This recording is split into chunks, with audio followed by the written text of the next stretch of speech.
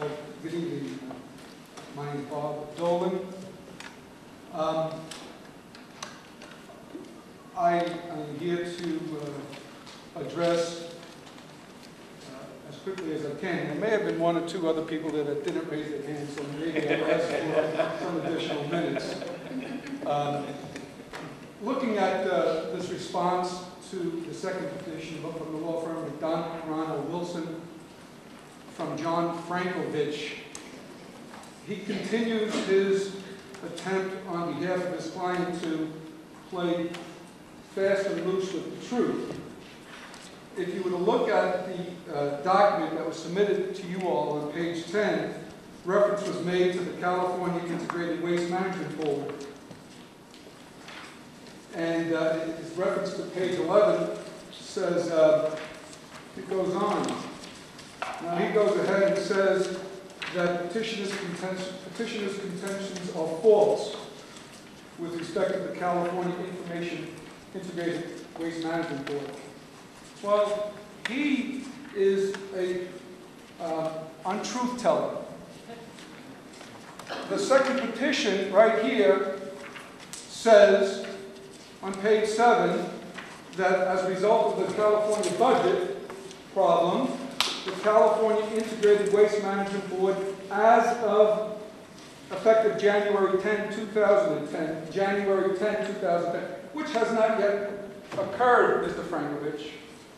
Mr. Dolan. Excuse me, I can look at who I want to. Mr. Dolan. Mr. Brown, I can look at him if I want to. You will Do not interrupt me, this is a proper comment.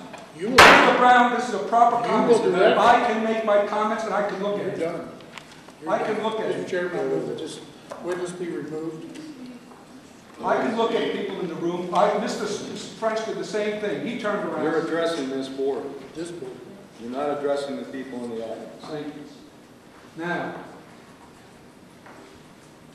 I offer for your attention various documents to support the notion that the California Integrated Waste Management Board will be defunct January 10. The replacement agency will not have any obligation under California law to meet ever. The premises upon which this board acted 2 years ago was based in part on the belief that California had restricted regulations. That has changed. You reserve the right to review on an annual basis the conditional use permit. You can review it. That is a material change. You relied upon it. Your minutes reflected that in transcripts. Moreover, reference is made to the fact in Mr. Frankovich's report to NAC, if you look at page 6 and 7, with respect to the issue of asbestos. Take a look at it. I don't know if you've all taken the time to look at NAC 444648, NAC 44646. But if you did, I have copies here. None of it references asbestos. I get it. I know what's occurring here. Like I said previously to you, they're insulting your intelligence. None of that is on point. Moreover, the NRS that they refer to, with respect to solid waste,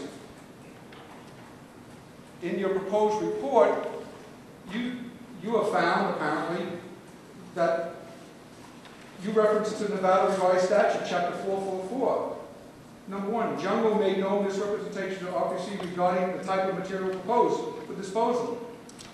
Well, in your own acceptance form, I got papers flying all over the place. It was based upon the facts stated in the application. Facts. The facts were solid waste. Okay. If you look at the law with respect to solid waste defined on NRS 444.490, it excludes, the term does not include hazardous waste managed pursuant to 459.400 to 459.600. It excludes it. Now, you go to that statute. You go to that statute, and it will tell you that 459, within that part of the NRS, 459.430 defines hazardous waste as meaning effectively asbestos. Want to know why? Because of its quantity or concentration or its physical, chemical, or infectious characteristics may cause or significantly contribute to an increase in mortality or serious irreversible or incapacitating illness. And they say to you that under Nevada law, asbestos is not regulated. Baloney. It is. They misled you. You are accepting that, and shame on you for it.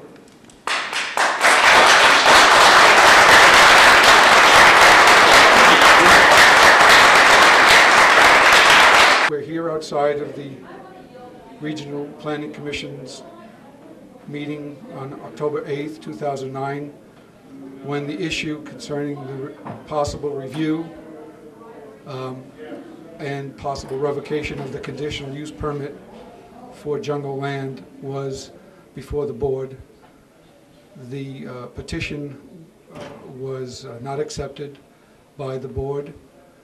They voted to adopt the proposed resolution as offered by staff, essentially concluding that there were no material misrepresentations of fact or material omissions of fact, which I believe was the case and is the case.